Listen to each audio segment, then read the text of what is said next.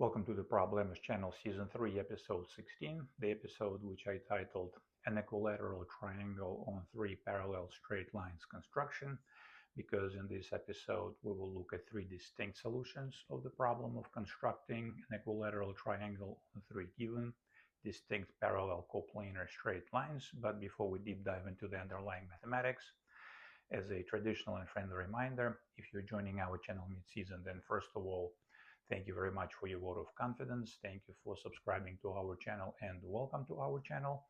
And second of all, perhaps the most efficient way for you to gain the most academic benefit for yourself from working with the material presented on this channel is for you to go to the home page of this channel, and at the top of that page find the episode titled The Problems Channel How To. We recommend that you watch that episode in its entirety. Follow all the instructions that we give in that episode, because in that episode we explain and motivate everything that we do on this channel. And by all means, if you have any questions, do ask. The best way to ask your question is to find an episode that is of interest to you and use the comment section to that episode, and I will do my best in order to answer all of your questions.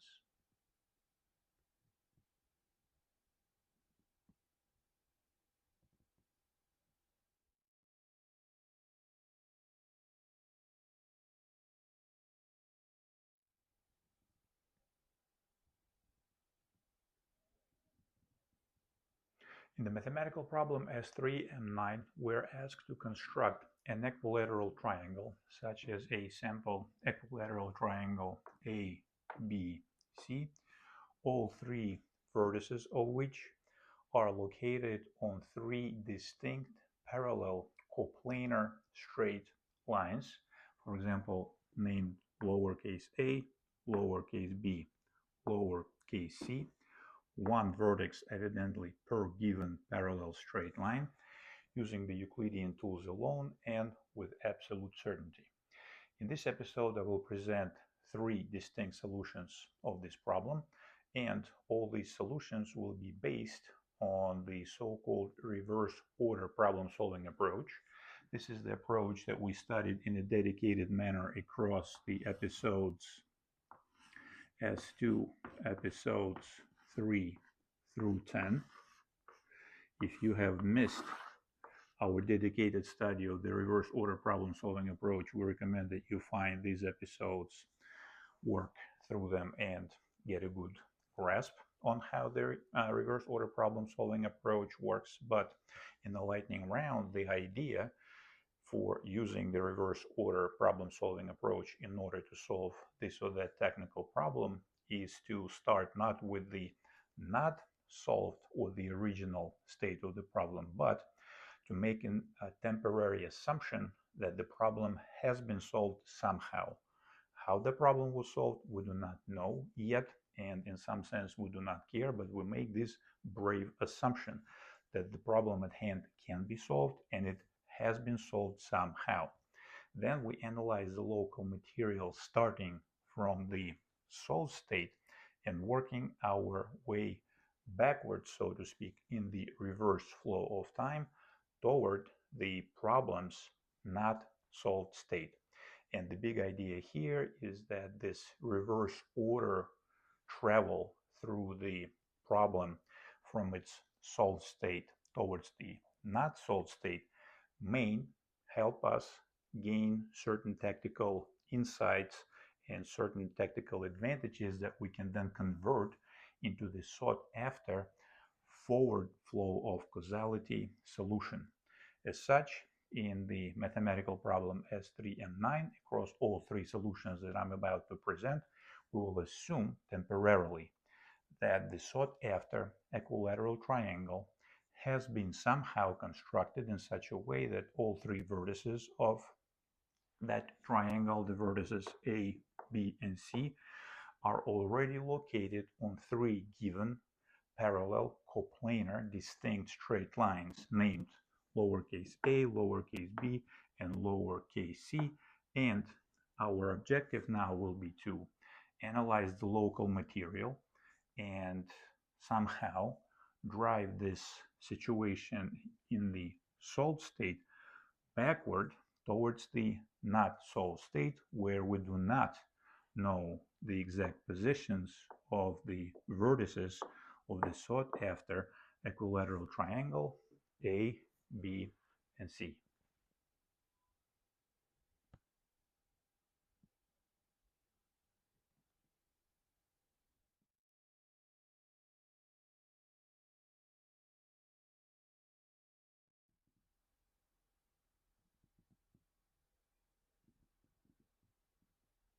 The Swiss-born mathematician and theoretical physicist Leonhard Euler was an absolute master craftsperson when it came to taking an observation that cannot be qualified in any other way than as childish, and then spinning that seemingly childish observation 7 ways to Sunday in a creative manner into something that is not at all trivial.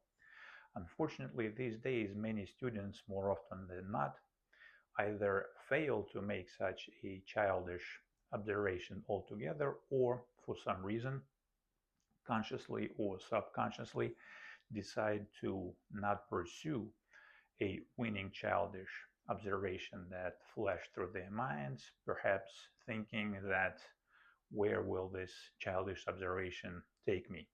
And there lies an opportunity to develop a skill of seeing which childish observation leads to a dead end and which seemingly childish observation takes us to victory. In this particular problem, what one such childish observation can be made that will lead to victory? Well, one such childish observation can be the following. Precisely because of the structure of the given object, or the triangle that is equilateral, which is a triangle in which the lengths of all sides equal one another. Actually, any vertex of such an equilateral triangle can play the role of the center of an interesting circle, or a circle whose radius is equal to the length of the two sides that emanate from the chosen vertex. For example, for demonstration purposes, such an interesting circle is shown in yellow over here on the left side of your screen, where I picked the vertex A of the sought after equilateral triangle to play the role of such an interesting circle, and in that interesting circle the radius is equal to the length of the two emanating sides from it, AB and AC, and pretty much this is it. If I were to tell you that this childish observation already solves the problem, then you have an opportunity to put this video on pause, walk away and think on your own, and take that childish observation all the way home to victory and construct the solution of this problem. Now, what does this childish observation entail? That means that the smallest angular distance between the remaining two vertices of this equilateral triangle, the vertex B and the vertex C, is precisely 60 degrees, or pi over 3 radians. And that means that if, as a thought experiment, we make the vertex B travel along the periphery of this interesting circle clockwise, then precisely 60 degrees, or pi over 3 radians later, that vertex B will land or step on or meet the point C, and conversely, if the point C begins traveling along the periphery of this interesting circle counterclockwise, then precisely 60 degrees, or pi over 3 radians later, it will land or step on precisely on the point B. How do we convert this observation into a solution?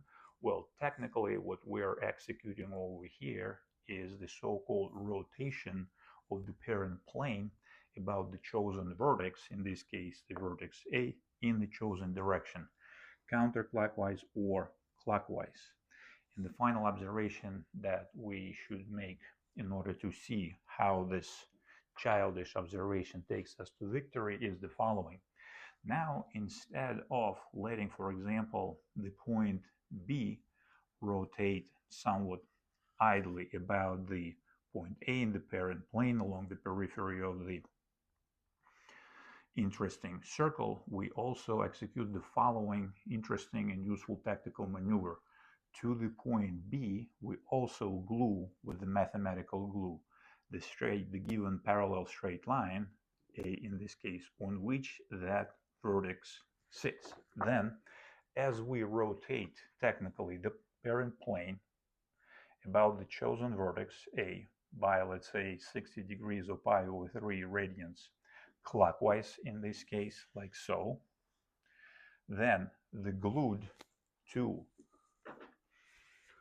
the point B straight line A will also rotate with the point B, and when the point B lands on the point C, the straight line A, let's call it right now as the rotational image A prime, will intersect the given straight line C precisely at what? At 60 degrees or pi over 3 radians if we take the angle between the two straight lines at hand as the smallest one,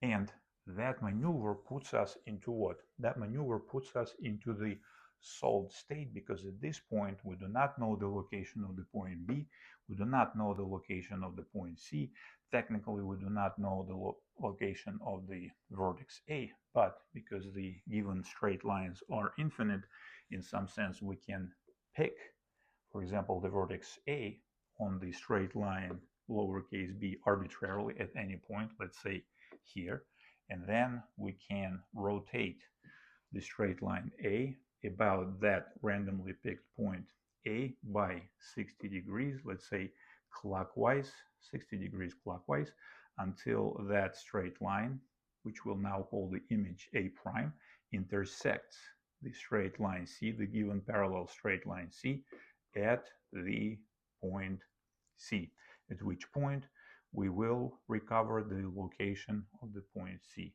But the main idea here is that right now we arrived at a state of the problem that is called not solved, the original state, and hopefully right now we gained enough of a tactical insight in order to generate the sought after forward flow of causality, and in order to help you visualize how this rotation actually solves the problem at hand, I have put together a short animation using the free software called GeoGebra that demonstrates precisely that tactical maneuver of the rotation of the straight line A, lowercase a, about the vertex uppercase A by 60 degrees clockwise.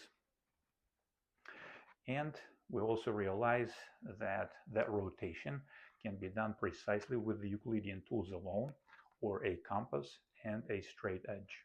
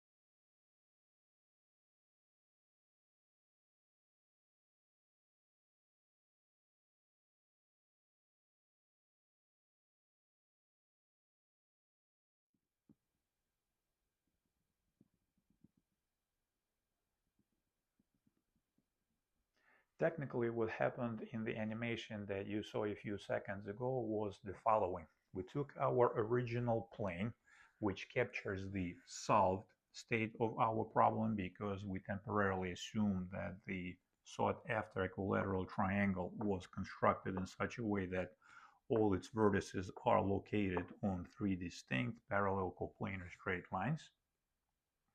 And then we made another copy of that plane, which we put on top of the first one.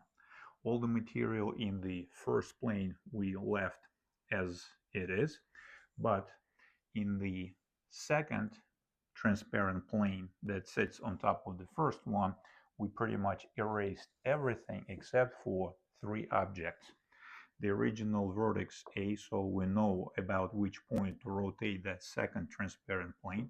We also kept the point B, and we kept the straight line A. Then, as we executed the rotation of the top transparent plane about the point A by 60 degrees of pi over 3 radians clockwise, we saw that the 3 static, so to speak, given copies of the parallels A, B, C were there they were, but the second copy of the straight line A rotated somehow in an interesting way about the point A by 60 degrees of pi with over 3 radians counterclockwise, and by the time that rotation was complete, that straight line intersected the given straight line, one of the given straight lines, the straight line named lowercase c, precisely at the point uppercase c, and at that state we announced or declared that we are in the not solved state, because we can safely assume that we do not know the locations of the points C and B, the remaining 2 vertices, the interesting vertices that actually define our sought after equilateral triangle.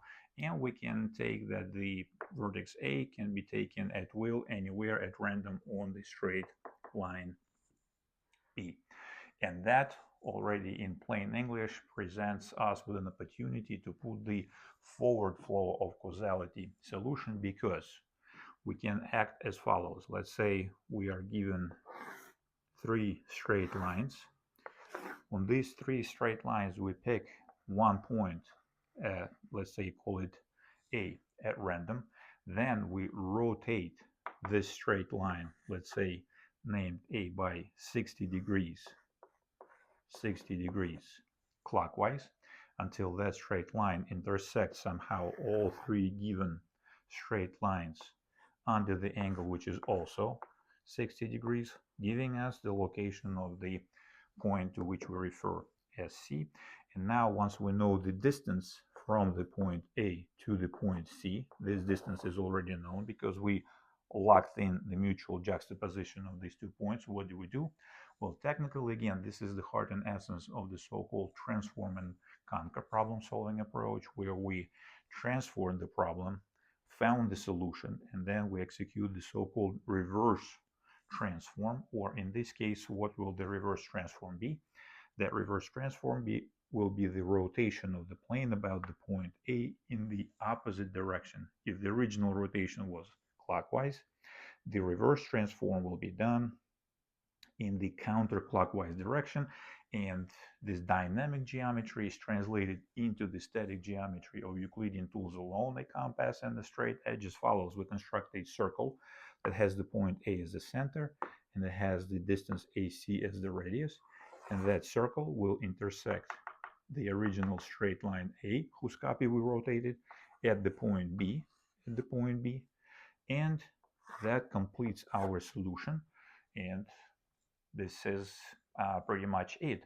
However, there is one caveat over here. As you're about to write down the algorithm, the solution algorithm that is based on the idea of rotation, you most likely will lose to my idea, because rotating a straight line, any given straight line, about a given point not on that straight line, using the Euclidean tools alone, a compass and a straight edge, is a well-known task. There is a well-known algorithm to do that.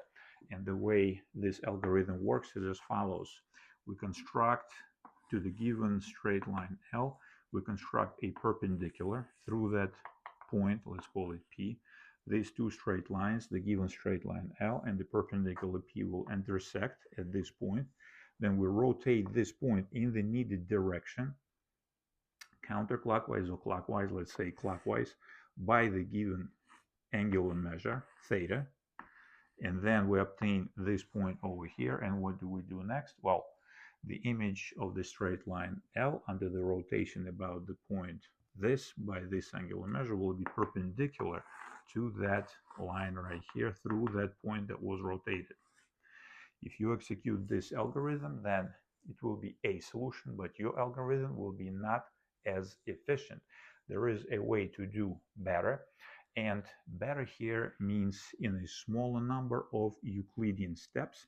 As a reminder, one Euclidean step represents the process or the act of drawing either a straight line or a circle that did not exist in your construction prior, and the act of picking or naming a point that is already in your construction at this point does not constitute the does not carry the cost of one, the Euclidean cost of one. Only the act of drawing a new straight line or a new circle carries the cost of, or Euclidean cost of one. So at this point, we recommend that you put this video on pause, walk away from the computer, and try to generate a more efficient algorithm, and then compare your ideas with ours.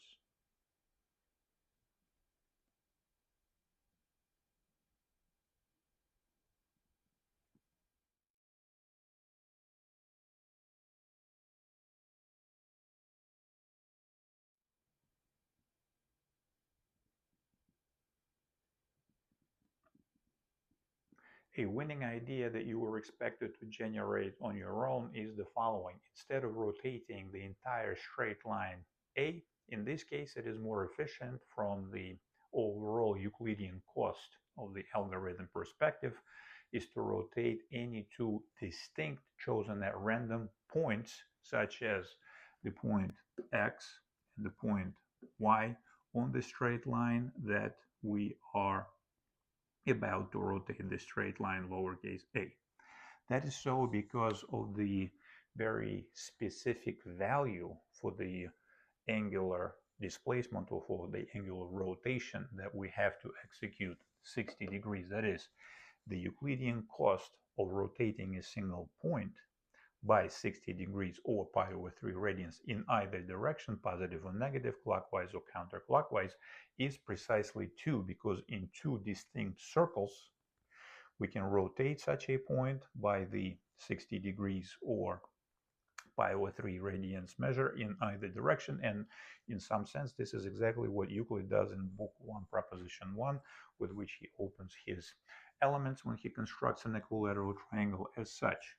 On the right side of your board, I outlined a winning or a quite efficient algorithm that takes precisely 6 Euclidean steps in order to locate the vertices, the remaining 2 vertices of the equilateral triangle sought after. That is, let us say, assume we begin our construction with 3 parallel distinct coplanar lines A, B, C that are given in the parent plane.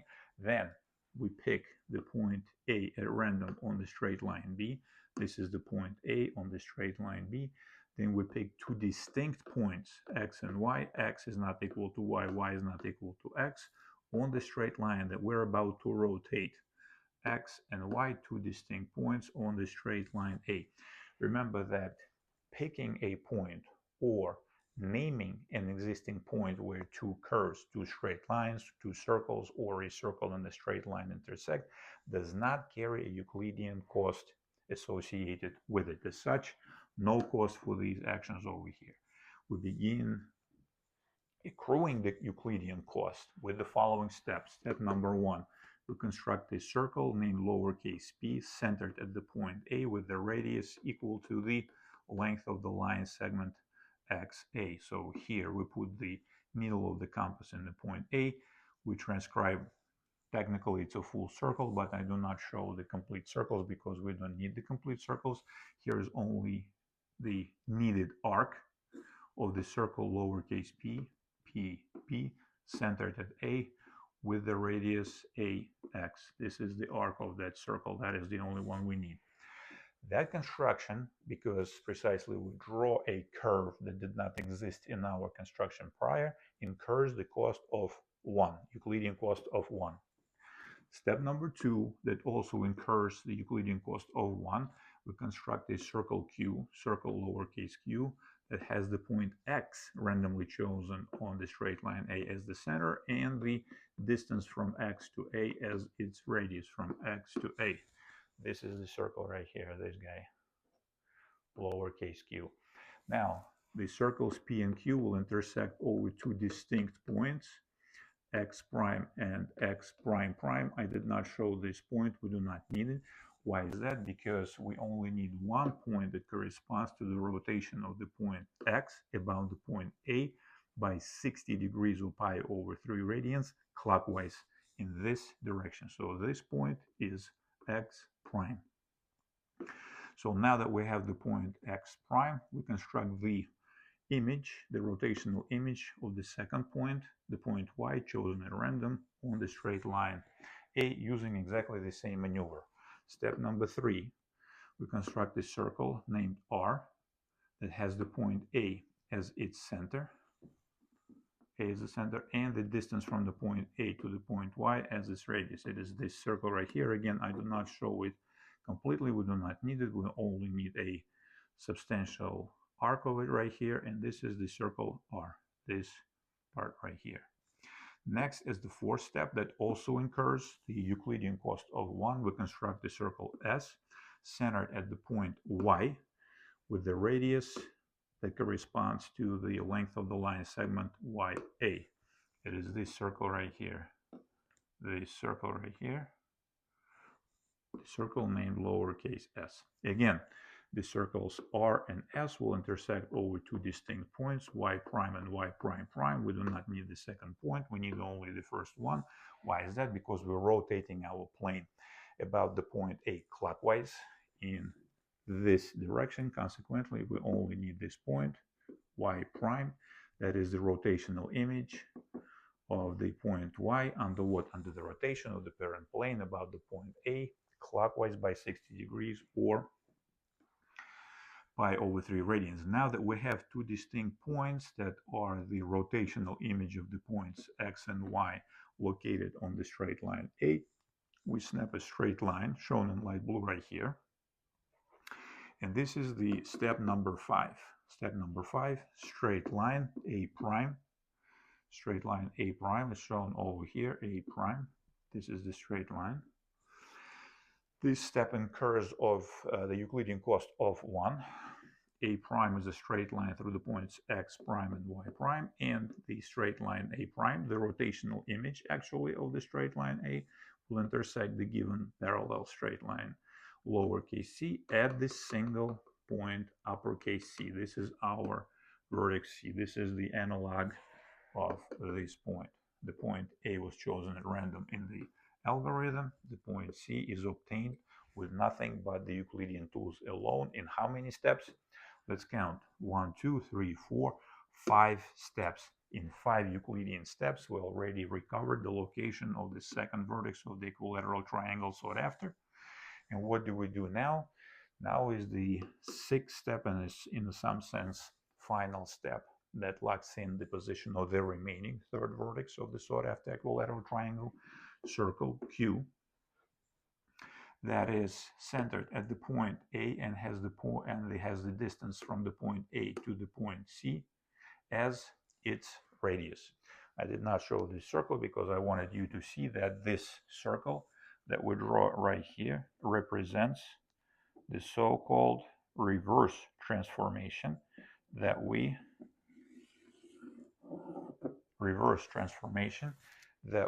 executed in the counterclockwise direction. This is our circle Q. You see, this is the circle Q. This is the circle Q. Let's name it here. This is the circle Q. And notice this, the circle Q will intersect the straight line A over two distinct points, B and B prime. We're not interested in the second intersection point in this case, but this point right here, this point we are interested in. This is the point B. Now, in 6 Euclidean steps, or the steps that were carried out with nothing but a compass and a straight edge, we recovered the positions of the 3 vertices that make up an equilateral triangle. Now, it so happens that in certain constructions, as a side effect of that construction, we may already automatically obtain one side of a triangle. That is why counting the Euclidean cost of recovering the locations of the three vertices is not enough. In the third solution that we're about to see, this will be precisely the case. In one of the steps, we will draw a straight line that will precisely house one side of an equilateral triangle as such to the overall Euclidean cost of 6, which is the 6 Euclidean steps that took us to recover the locations of the three vertices of an equilateral triangle sought after. We have to add what? We have to add the Euclidean cost of actually drawing or constructing the sought after triangle. And these steps are quite straightforward. Step number 7, that incurs the total cost of 7, is drawing the line segment AC. I will not draw it, but you guys understand. We'll have to draw it right here. The 8th step is the act of drawing the straight line through the points A and B, through the points A and B. And the 9th and the final step is the act of drawing the straight line through the points B and C, this one right here. And basically, these straight lines are captured over here. In some sense, we can say 7, 8, and 9, and each ordinal number, 7, 8, 9, also corresponds to the total cost of this algorithm so far. Thus, overall, the Euclidean cost of this algorithm is 6 plus 3 is 9. 9 is the number to beat, and this is the number that we obtained for the algorithm based on the idea of rotation, or in some sense we can say transform and conquer.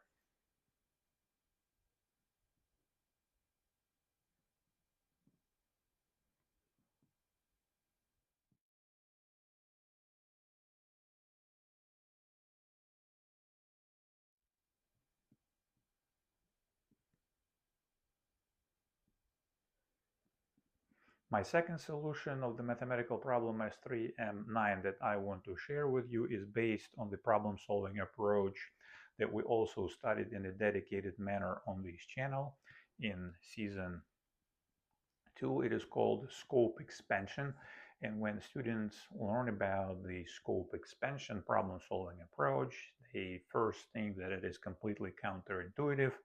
But that idea basically shows that and proves that when it comes to mathematics and or theoretical physics, our intuition is absolutely worthless, because here there exists a certain class of problems for which it is easier to solve a more general and in some sense more difficult problem than it is to solve more specific or seemingly simple problem.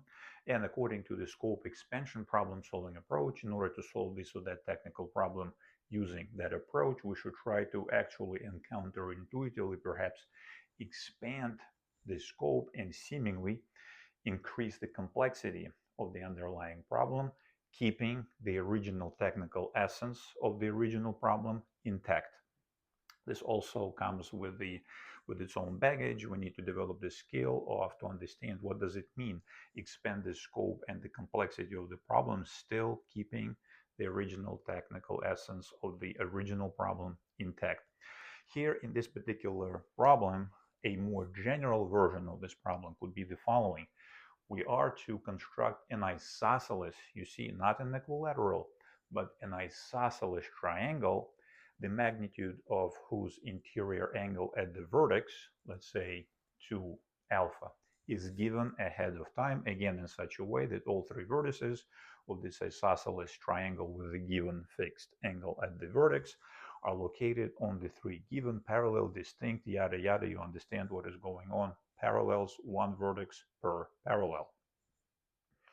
And in this case, what is the, again, Eulerian observation or a childish observation that takes you to victory? Again, it's the same interesting circle, except that this time in a triangle, in any actually non-degenerate Euclidean triangle that is isosceles, there exists only one vertex that can play the role of an interesting circle, or a circle whose radius is equal to the length of the two sides on which that triangle is isosceles that emanate from that vertex. For example, here on the right side of your screen, I depicted such a situation. And let's say our isosceles triangle ABC is isosceles on the sides AB and AC, which means that the lengths of these sides, the length of the side AB is equal to the length of the side AC. Let's record it over here. AB is equal to AC. And in general, neither one is equal to the length of the side CB. This is a genuine isosceles triangle. Then, in such a triangle, there exists only one interesting circle, or a circle that has the center at the point A and whose radius is equal to the length of the sides on which this triangle is isosceles. This is again a childish observation. If you tell some student in the vacuum that this is the case, the usual reaction is, so what? Duh, we know that this is the case. What's so interesting about it? Well, here lies the opportunity. The angle, the interior angle at the vertex of such an isosceles triangle, in this case, from the perspective of this interesting circle, plays the role of what? It plays the role of the central angle. And the moment we realize that, we instantly recall from our web of mathematical knowledge the corresponding theorem from the theory of circles, which says that what? The magnitude of the central angle is always twice the magnitude of the corresponding angle in the circumference, or the angle in the circumference that subtends the same arc. And in this case, what is the advantageous position of this central and the corresponding angle in the circumference? Well, we can pick any one. We can pick the point over here and connect it with the point B, for example, here. Or I picked here the point on the line, on our proverbial line A, just for demonstration purposes. Let's call that point D. And that means what? That means that the straight line A over here, lowercase a, houses one side of the angle whose magnitude is known to us. With Euclidean tools alone, it is always possible to take a given angular measure of theta and cut it in half with the straight edge and compass alone. Completely Euclidean task.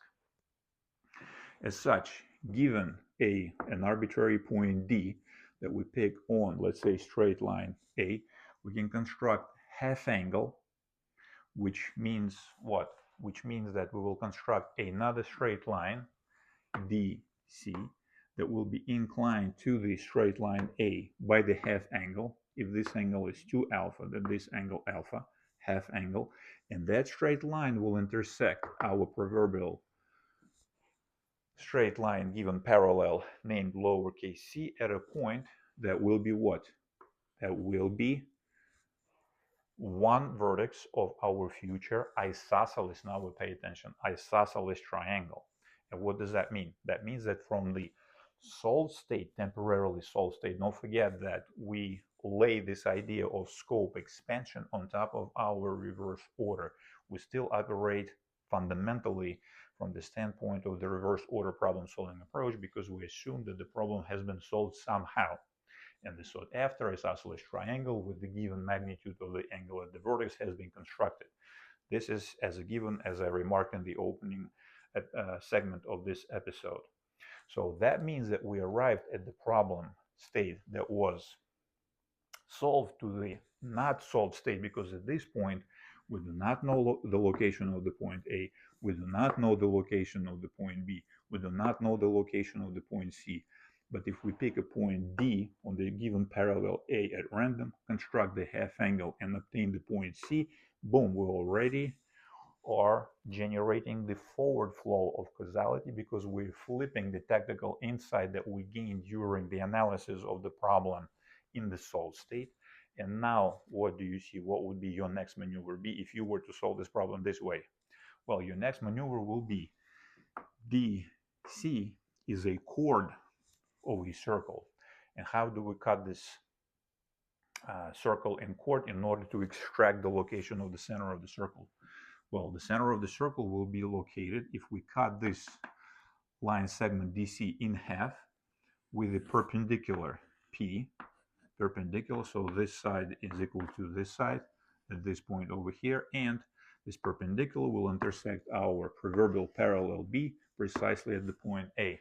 Now what? We keep rolling forward, the forward flow of causality solution. Now that we locked in the position of two vertices of our isosceles triangle, A and C, we already know what to do. What do we do here? Well, here we construct a circle, the interesting circle, by basically, in some sense, rotating the point C about the point A counterclockwise, but which measure?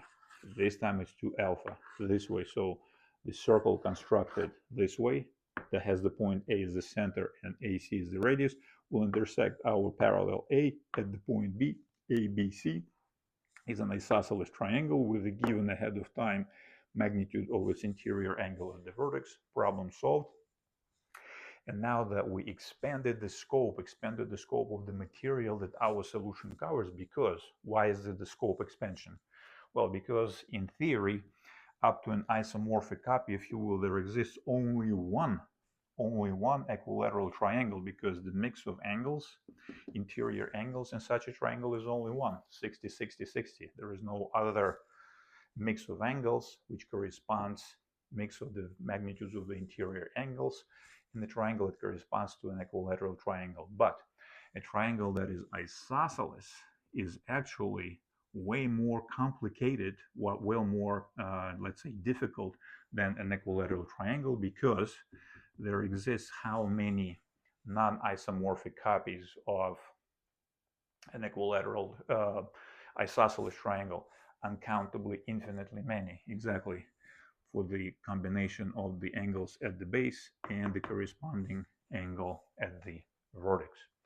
So this is why this problem-solving approach can be categorized as scope expansion. And now that we solved a more general problem, what do? Well, we go back and we solve a more specific instance of a more general problem, because our solution is just a specific instance of this solution when the angle at the vertex of the given isosceles triangle is what? Is 60 degrees. As such, the idea here is that here we have to construct in our problem. In some sense, this solution was staring at us all along. If we were to make this observation here, the angle will be 30 degrees of pi over 6 radians. So the idea here is the following. Pick a point D at random on the parallel A, construct the angle that is equal in magnitude to 30 degrees. On the side that is the straight line A, the second straight line that will form the 30-degree angle with the first one will cut the straight line C at the vertex C, bisect the line segment DC with a perpendicular bisector, locate the point A, and once we know the location of the point A, we snap a circle centered at that point with the radius AC, and we recover the location of the third and the final vertex of the sought after equilateral triangle.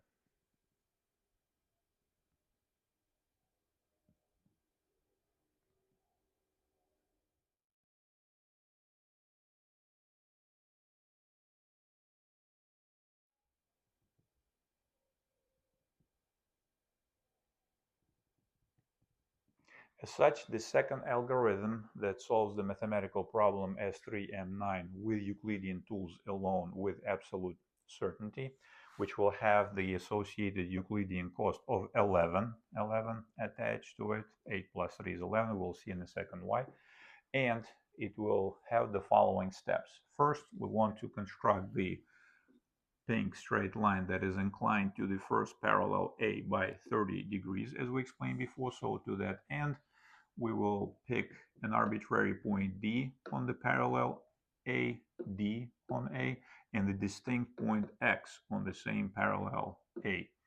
And we will construct the pink straight line that is inclined by 30 degrees with respect to the parallel A in 3 circles, and that means that the Euclidean cost of that process will be exactly 3. To that end, we first construct the circle named P that has the point D as its center and the length of the line segment dx as the radius. This circle right here, D is the center, and this guy right here, the circle P, this one. Then we construct the circle named Q, which has the point X as the center and the length of the line segment XD as its radius. It will be this circle right here. These two circles are shown in green, so it's easier for you to see what is going on. This is the circle named Q. These two circles, P and Q, will intersect over 2 points, Y and Y prime. I show only one point Y over here. The point Y prime will be here. We do not need it. We do not need to clutter the construction and the drawing more than we have to. Why do we take the point named Y here instead of this one? Well, because we want to incline our straight line, the pink straight line, with respect to the parallel A towards the remaining two parallels. Then, as the third step that incurs the cost of 1, Euclidean cost of 1, we construct the circle named R, the blue circle shown over here that has the point Y as its center, and the length of the line segments YX or YD as its radius, because evidently the point Y is equidistant from the points D and X. It's this circle right here. Now, it is evident that the circle, the blue circle R, and this green circle Q, this circle will intersect over two distinct points, and these points will be the new point Z and the point D. The circle R intersects the circle Q over two distinct points, D and Z, D and Z. And the angle between the straight line DZ and the straight line A, or in this case B and C, also will be exactly 30 degrees by magnitude, or pi over 6 radians. This is the angle right here. As such, as the fourth step, bringing the overall Euclidean cost of this algorithm so far to 4, we construct this straight line DZ, DZ, this straight line right here, or if you will, just to make sure that you guys see it better, this straight line right here. So we snap this straight line in such a way that it will intersect the third parallel named lowercase c at the point uppercase C right here. This is the point. And the point C is the first vertex of the sought after equilateral triangle. So we have one. Next, as we discussed, we're going to cut the line segment DC in half in order to locate the center of our circle that will complete the construction. So in the fifth step, we bisect DZ with the straight line S. S is perpendicular to DZ and cuts it precisely in half. This line segment by length is the same as this line segment by length. The cost of this construction, the Euclidean cost of the construction, is evidently what? 3. Because how we will do that? We will draw one circle centered at C with the radius CD, another circle centered at D with the radius DC. These two circles intersect over two distinct points, snap a line. This will be precisely the straight line S, and that straight line S will intersect our parallel B precisely. The straight line S will intersect the parallel B at the point uppercase A right here. Now that we have the location of the vertex A and the vertex C, this is the step similar to the previous algorithm. We simply snap a circle. I think in the previous segment, I apologize, guys, I called this circle Q, but evidently we already have the circle Q.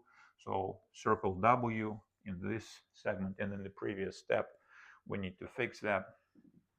We construct the circle named W that has the point A as its center and the length of the line segment AC as its radius. Now, this circle W will intersect the given parallel A over 2 points, B and B prime, of which we need this one, the one that sits to the side closer to the point C, to the vertex C.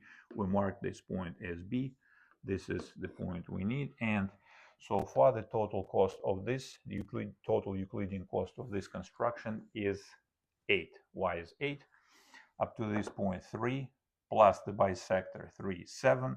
7 plus 1 for the circle is 8. So in 8 steps, in 8 Euclidean steps, or the steps that we carried out with Euclidean tools alone, a compass and a straight edge, we recovered the locations of the 3 vertices that will define an equilateral triangle. But now again, remember, we need to bring it home and actually draw the sides of this triangle, but this task is straightforward. Again, I did not show this, but again, we snap this straight line through the points A and B, A and C, and B and C.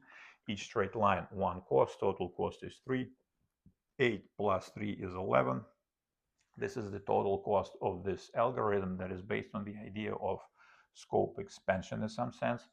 We could have seen that idea also here if we looked at it this way. Central angle, the corresponding angle in the circumference, but then we would have stuck at the point of just a solution for these specific angles. By expanding the scope a little bit, we actually managed to solve a slightly more generic and more, in some sense, more difficult problem. Now that we're done with this solution, here is the solution number 3.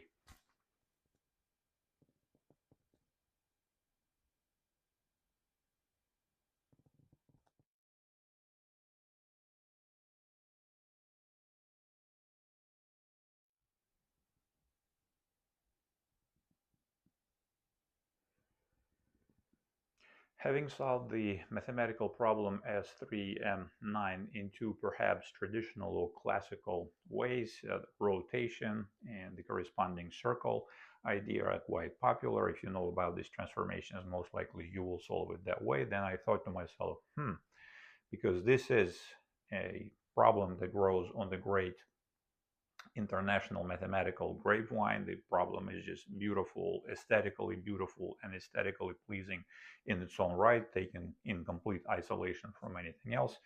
And in addition, it is a problem that is amazing, which means that every time we look at this problem, we generate yet another solution of the problem. I thought to myself, how about yet another solution of this problem? And here I use the so-called scope reduction problem solving approach when I try to reduce the current difficult to solve problem to a previously solved problem. And in this case, preserving the technical essence of the original problem, it is quite straightforward to come up with two reduced in scope or simplified in some sense problems that are quite readily solved with Euclidean tools alone with absolute certainty.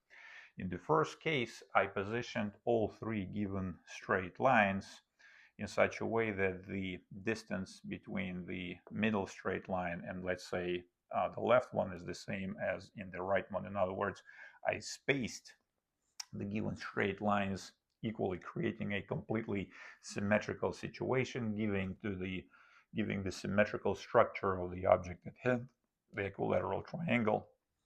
The construction of such a triangle is trivial.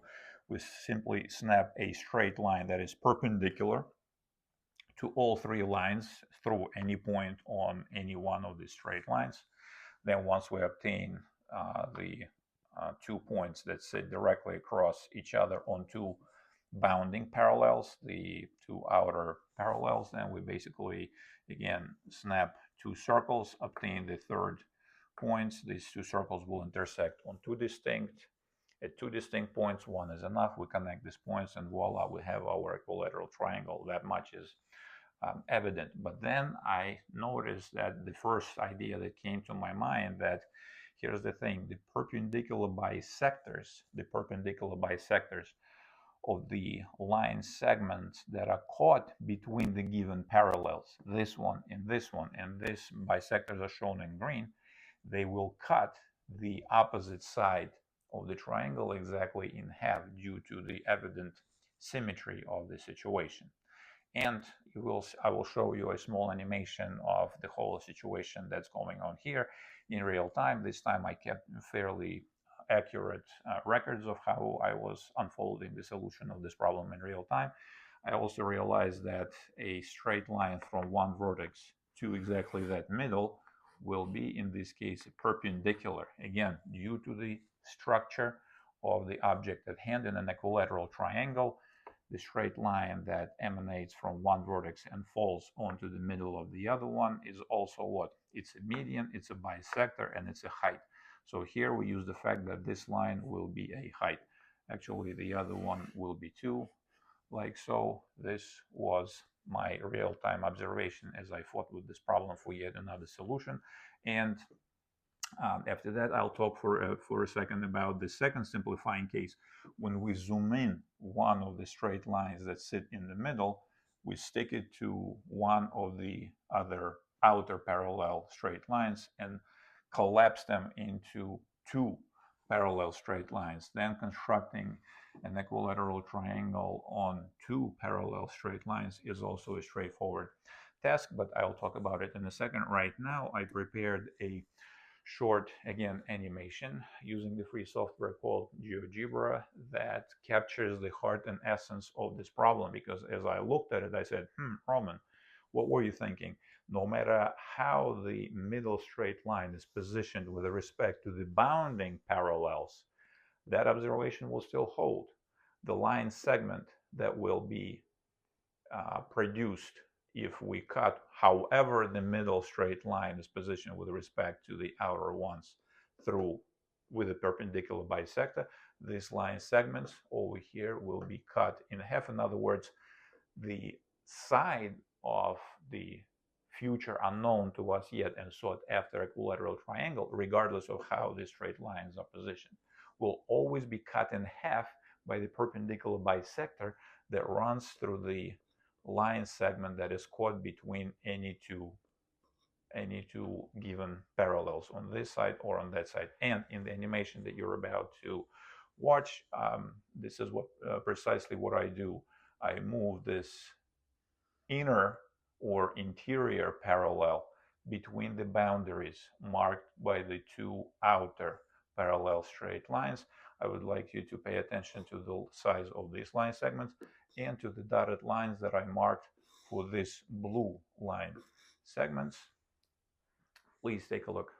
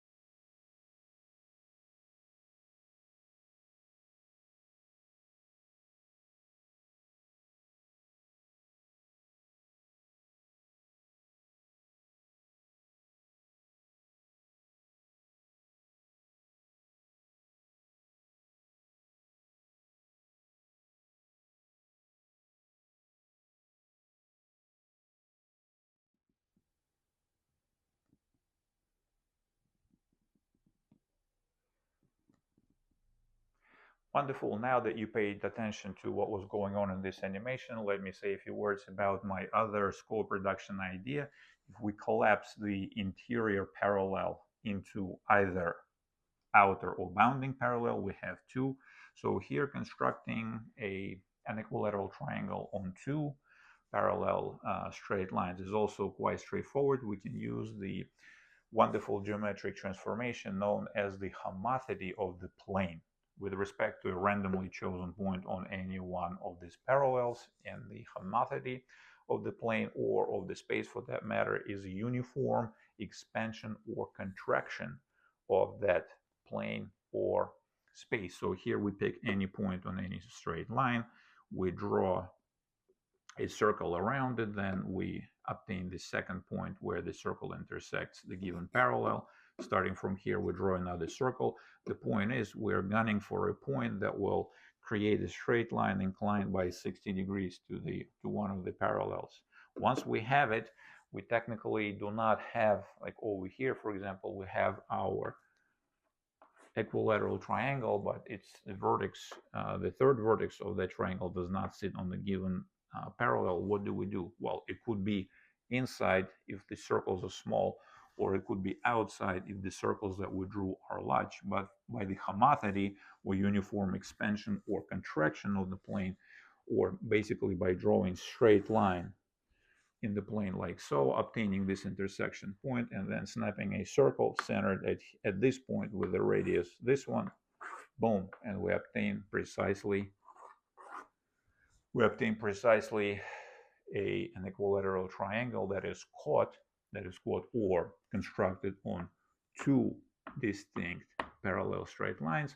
And now that you have these ideas, maybe you can put this video on pause, watch the animation one more time, think about it. But this is how I arrived at the following third solution of the mathematical problem S3 and 9.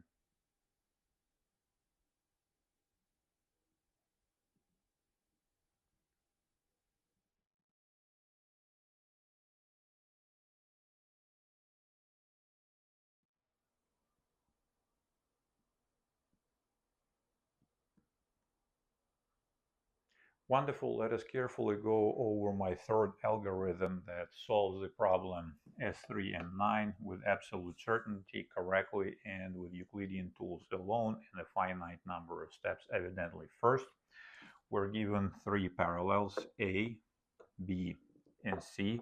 Imagine in your mind's eye that everything is blank right now, and as we roll through the steps of the algorithm, we throw more and more geometric objects onto this blank inversion in some sense diagram. First, we pick an arbitrary point A on the parallel A.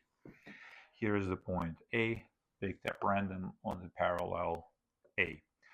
Now the first, and remember that this act of choosing and naming a point on anywhere actually in the given plane does not carry any Euclidean cost with it. The steps that begin incurring the Euclidean costs are the following. First, we construct a straight line named L that is perpendicular to A through the point uppercase A. In other words, we snap a perpendicular shown in blue as a step number 1, perpendicular to the parallel A through the point uppercase A, this straight line right here. Now the Euclidean cost, where did I mark it here? The Euclidean cost of that step, we need to carry this in mind, keep it in mind, is 3. It will cost us three Euclidean operations in order to construct this straight line. We snap one circle, the other circle, and separately I can show how this can be done. Now we observe now that the straight line L thus constructed intersects evidently the parallel A. Intersects the parallel A at the point A. The straight line L intersects the given parallel B at the point uppercase B, and it intersects the given parallel lowercase c at the point uppercase C. These are the points B and C cut across our three parallels. So here you can see already how this, the ideas that you saw in the previous segments with my animation when the interior parallel ran between the boundaries defined by the outer parallels manifests itself as a straight line perpendicular to all three parallels through any point, it doesn't really matter, obtain the other two, and now we have it. Now we construct in some sense an angle that will be advantageous to us on the line segment BC. You will see it right here. So as a second step, the circle P centered at the point C with the radius that is equal to the length of the line segment CB. In other words, this circle right here, named lowercase p, step number 2, P2, this is the circle. Step number 3, and this step obviously incurs the cost, the Euclidean cost of 1. Third step, circle Q centered at the point B with the radius equal to the length of the line segment BC. This is this green circle right here, another one called Q, step number 3. This is the circle. These two circles, P and Q, will intersect over two distinct points D and D prime. We do not need the second one, we only need one, and that is called that point D right here. The second point D prime will be here somewhere, doesn't really matter. We're not interested in it, but you can carry out this steps further with that point. So now we obtain the point D. We're almost done in a sense actually. So here at the step number 4, straight line R through the points A and D. Straight line R through the points A and D right here. Which way is it better for you guys to see? This way, through the points A and D, the straight line number 4. We name it R. This is the step number 4 for the total cost of what? 3 over here, 4, 5, and 6. So the total cost is 6 so far. And now the final step that basically locates, amazingly enough, the positions of the all three vertices of a sought after equilateral triangle. The step number 5, straight line S perpendicular to the straight line R constructed previously through the point D. Again, the perpendicular through a point on a given straight line costs in Euclidean steps 3. The cost is 3, so I recorded it here for you.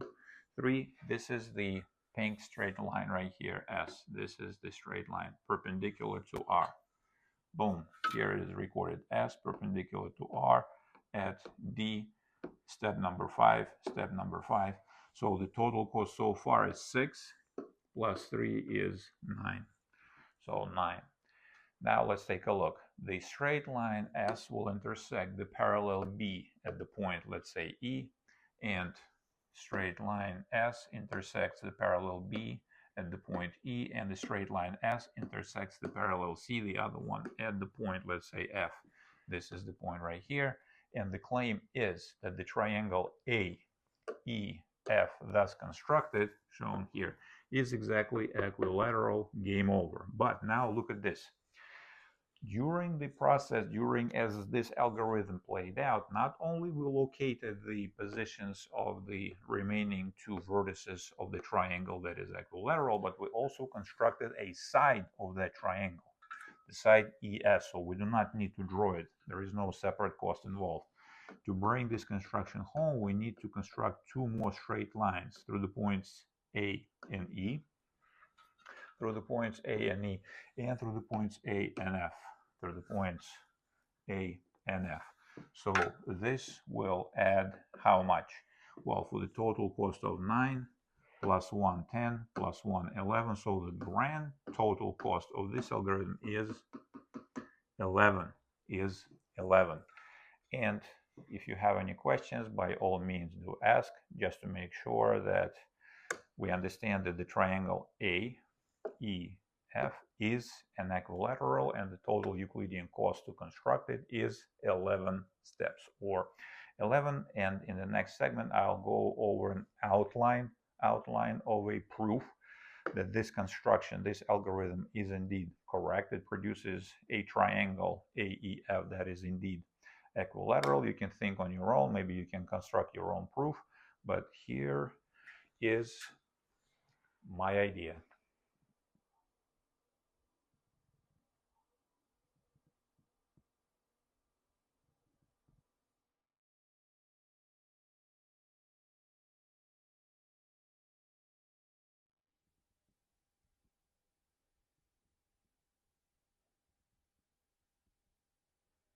In this segment, I will not go over all the gory details of the proof. I will just provide a highlight of my proof, and you can fill in the details or maybe come up with a better one. The idea here is to show that, first of all, the triangle AEF must be isosceles on the sides AE and AF, and then show that the magnitude of the angle at the base FE of this triangle, this angle right here, which is a composite angle, is precisely 60 degrees, and that would mean that the triangle AEF, as I claim, is equilateral. So how do we prove it?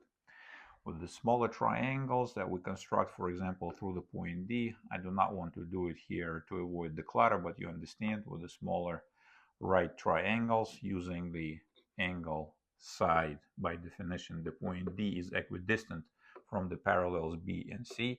So using angle side angle, the vertical angles, we prove that the corresponding smaller triangles are congruent, and that means that the length of the line segment DE is exactly the same as the length of the line segment DF. Once we prove that, we use the fact that our side AD in the larger triangle AEF is shared. The angles over here are right again by construction, and we prove that the sides here and here are the same. So by what?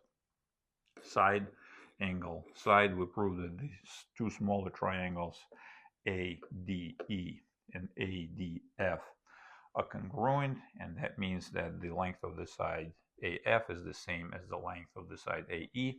Game over, you fill in the details, it's not complicated, and in order to show that the angle, the magnitude of the interior angle in this triangle at the vertex E is exactly 60 degrees of pi over 3 radians, there is a relatively mildly clever argument that I found over here that amounts to the following. Remember how we constructed the circles P and Q? The circles P and Q that intersect over the point D. We effectively constructed an equilateral triangle, a smaller copy, BDC. That means that the magnitude of the interior angle in this triangle at the vertex B is what? Precisely 60 degrees or pi over 3 radian by construction. This is how we did it with our Euclidean tools alone. Now that angle, let's say we name it the angle C, B, and D. This angle is what? It plays the role of the exterior and exterior angle. For which triangle? For triangle A, B, and D. A, B, and D, this smaller triangle. But by the corresponding theorem, book 1, Euclid's Elements, book 1, proposition something something, the magnitude of this angle is equal to the sum of the interior and opposite angles. Magnitudes of the interior and opposite angles. Let's say we call this angle alpha and this angle beta. So the 60 is equal to alpha plus beta. But here is the thing. The way we constructed our points E and D, the triangle ABE is right. Remember the L, the straight line L, is perpendicular to the parallel B. So this angle over here is right. So the triangle ABE is right. And how do we construct the triangle ADE? We constructed it also to be right over here at the vertex D. But amazingly enough, in these two right triangles, the line segment AE plays the role of what? Of the hypotenuse of both of these triangles. And by the Thales' theorem, that means that this line segment AE plays the role what? Of a diameter of a circle on which the remaining vertices sit. That means that the points A, B, D, and E are what? They are co-circular or concyclic. They belong to one and the same circle that I showed over here in white. The center of this circle lives somewhere on the midpoint of the line segment AE, somewhere here. That's the circle. And by using the corresponding theorem from the theory of circles, which says that the circumference angles in any circle that subtend the same arc or the same segment are equal. And what do we have here? Look at this. What we call angle alpha, the angle, let's say BAD, subtends which arc? Subtends the shorter arc BD, this one. But that same arc is subtended by the angle BED, this angle. So in fact, this angle alpha and this angle alpha are the same. Likewise, the angle that we call beta, the angle ADB, this angle right here, subtends the shorter arc AB, but that same shorter arc AB is subtended by which circumference angle? At E, the angle AEB. So this angle beta that looks at the line segment AB and this line and this angle that looks at the same line segment AB on the same circle, they must be the same. So alpha plus beta must be 60 because these angles sum to the exterior angle, 60. And this angle over here, interior angle at the vertex E, is also composite, alpha plus beta. Beautiful. 60 is equal to alpha plus beta, which is alpha plus beta. So the magnitude of this angle has no choice but to be what? 60 degrees, pi over 3 radians. The triangle is proved to be isosceles on the sides AEAF. 60 by the famous Euclid's Elements, Book 1, Proposition 5, Pons Esinorum. The magnitude of the angles at the base in any isosceles triangle must be the same. 60, 60, 60 and 60, 120. 180 minus 120 is 60. 60, 60, 60. The magnitudes of the interior angles at all three vertices of this triangle are the same, 60 degrees, pi over 3 radians. Boom. The claim that the triangle AEF is equilateral is proved. And now again, if you have any questions, the comments are open. Maybe you can construct even a better, more crisp, more elegant, more beautiful proof. I'm curious to hear from you about such a proof. And the next segment will be optional. It will be an extra for experts, for those who like to crunch some numbers and actually compute the length of the side, of a equilateral triangle if we know the distance from the middle parallel to the outer one on either side. In other words, if we know this distance and we know this distance, PQ, in the terms of this PQ, these two distances, what is the length of the corresponding equilateral triangle?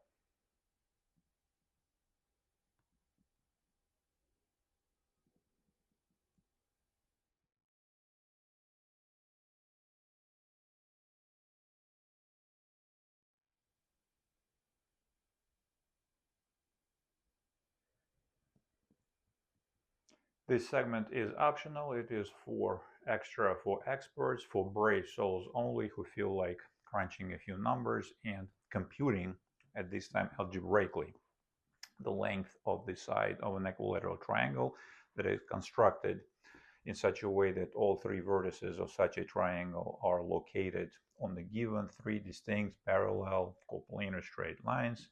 If we know the distance between, for example, two adjacent, the outer and the inner, as P, and the distance from the same inner parallel to the opposite outer is Q.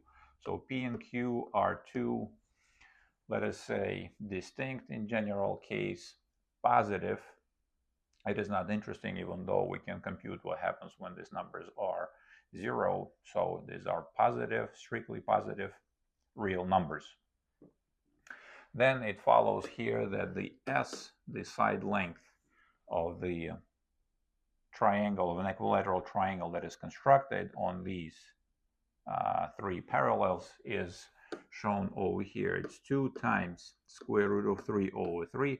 If you like to put the radical in the denominator, then it will be 2 divided by square root of 3 times square root of P squared plus the product P times Q plus Q squared. This is the formula for the length of the side of an equilateral triangle that is constructed on 3 parallels spaced like so. There are many ways to solve this problem. I just decided not to get any clever. We basically construct 2 perpendiculars to both sides to block our equilateral triangle in. One side over here will form the angle alpha with the top, let's say, parallel.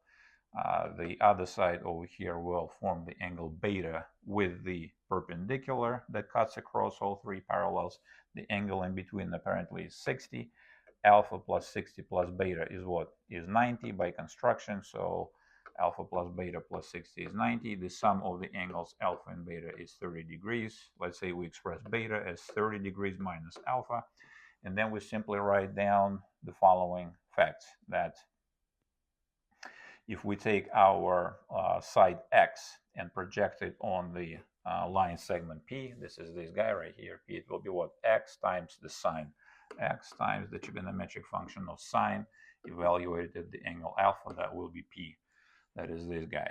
And if we take this side, for example, X, and project it on the sum of the line segments P and Q, it will be what? X times cosine, the trigonometric function of cosine of the angle beta, that will be P plus Q. Game over.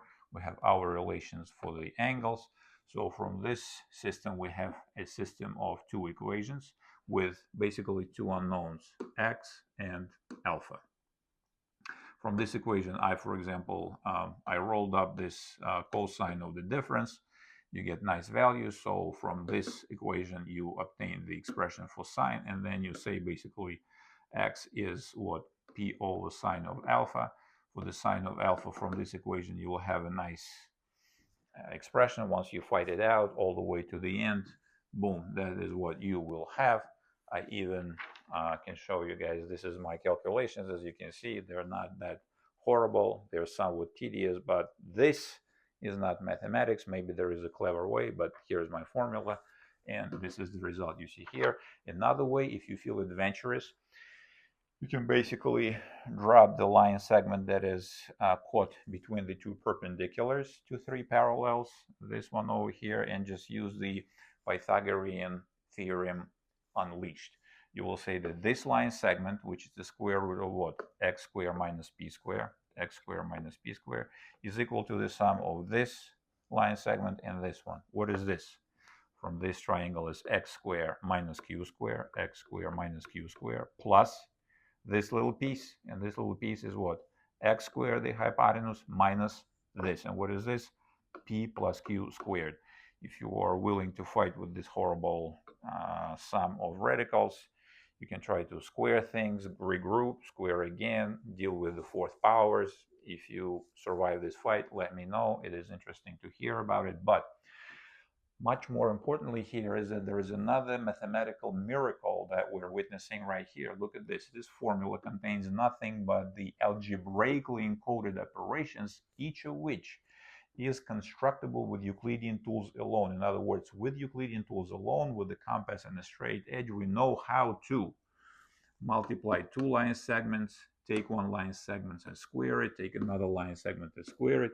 We know how to add two line segments. Again, we know how to multiply, square, we know how to divide, we know how to extract square root. So in some sense, if we literally translate the algebra of this here formula into the corresponding Euclidean tools only construction, it will be an algorithm, it will be a solution, but it will be absolutely horrible, next to incomprehensible, even though, again, the translation is straightforward. We did some algebra, here is the result, blindly with zero intellectual effort, zero intellectual voltage.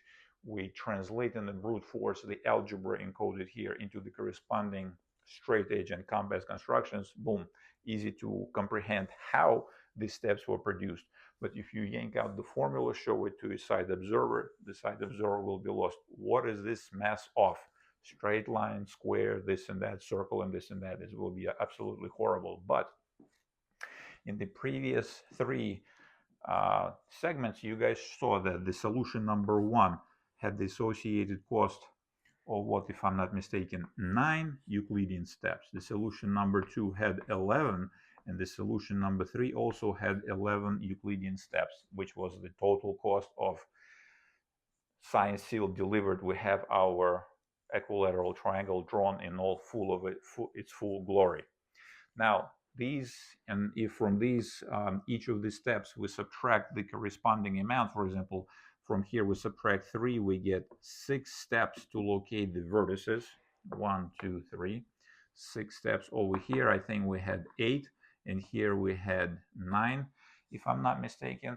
Still going back to the first solution that was based on the idea of rotating the plane by 60 degrees. In 6 beautiful crisp steps, we obtain the location of all 3 vertices of an equilateral triangle, versus compare it mentally in your mind's eye with the horrible mess that will be produced over here. This is just one way in which the manifestation of how mathematics works is shown, and in some sense this is also an attribute. Once we compare the horrible mess produced by this and our crisp and elegant solutions, this deserves nothing less than the standing ovation to the power of human abstract cognition. Now, this is it for the mathematical problem S3 and 9, and we will move on to a new challenge next.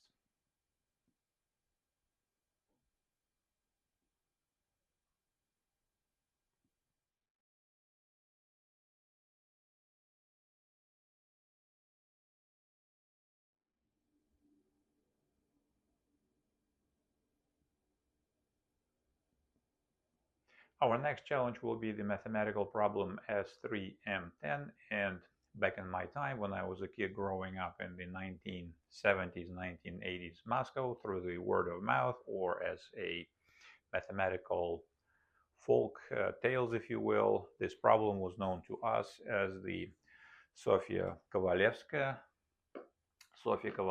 problem. She lived between the years of 1850 and 1891 as a Russian-born mathematician. Her life was unfortunately way shorter than it should have been. She lived only for 41 years, but again, I'm not sure, and I do not really make any claims that this is really the so-called Kovalevskaya problem. Maybe if we have an expert in the audience on the origin of mathematical problems, that expert can validate or invalidate that claim. And to some extent, I find it's plausible. Kovalevskaya was quite a talented mathematician. At some point, the German-born mathematician Karl Weierstrass was either her mentor or thesis advisor in some capacity. These two people were close together, so it is quite possible. And definitely this problem should live on the great international mathematical grapevine #1, and I still claim that this is also an amazing problem. Every time we look at such a problem, we keep inventing a new solution for it that is distinct enough. And the problem goes as follows. Let's say a mathematical oracle drew a square on a board, the square A, B, C, D.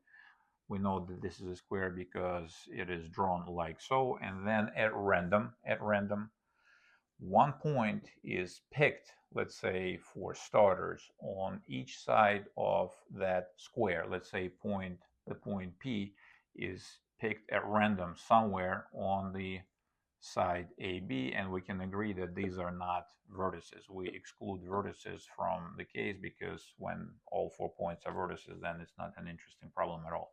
So a point P is picked at random on the side AB, excluding the vertices of the square. Same thing happens on the side BC. A point Q is picked at random on that side, distinct from the vertices of the square. On the side CD, a point R picked at random somewhere on the side, and so is the point S picked at random on the side D. All points, let's say, are distinct from the vertices. No vertices. This is not an interesting case. And then the mathematical oracle, to make our life interesting, erases the square, the vertices, and all the sides. Erases the square, and what we are presented, or we are let into the room, let's say, after all this magic is done, and all we are looking at as 4 points, let's say P, Q, R, S, and we are told that these points belong to the sides of a square, 1 point per side, and the challenge or the objective of this problem is to reconstruct the square ABCD with absolute certainty using the Euclidean tools alone, and evidently correctly.